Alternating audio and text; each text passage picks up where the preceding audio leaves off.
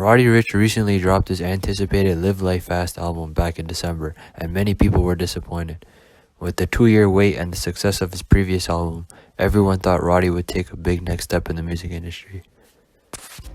Live Life Fast sold only 62K, which is almost 40K less than his last album, and now many are calling him an average trap and TikTok rapper.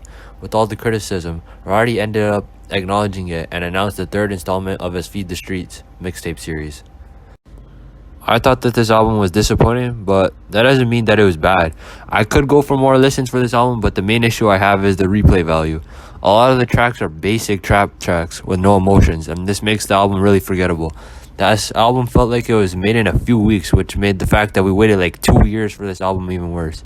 The rollout with the no-skip policy and the intro that explained the concept of Live Life Fast made it seem like this album would be a trap classic.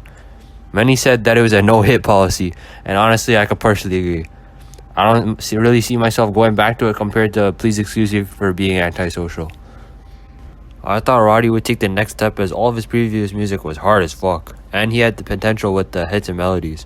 This album was really missing on the melodies though.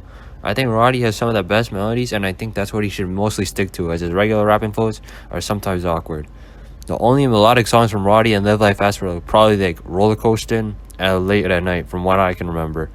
This album is missing a huge part of his music style.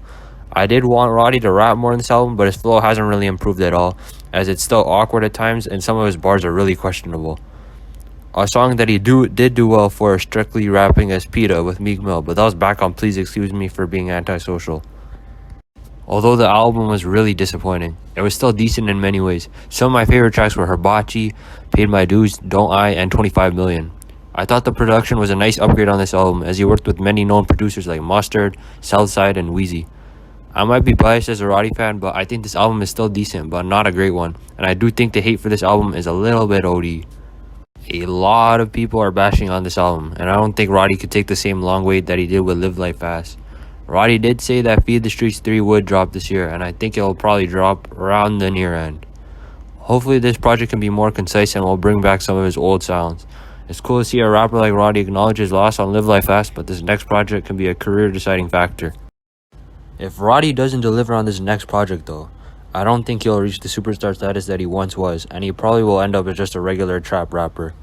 I still see potential in Roddy, but I don't know how high his ceiling can be. I think he could possibly deliver some classic trap albums, but don't think he could ever reach a point where he's dropping an album with any tad bit of concept. But guys, let me know in the comments how you felt about this album and where Roddy Ricch can go from here. I do think he has potential, even though Live Life Fast was disappointing.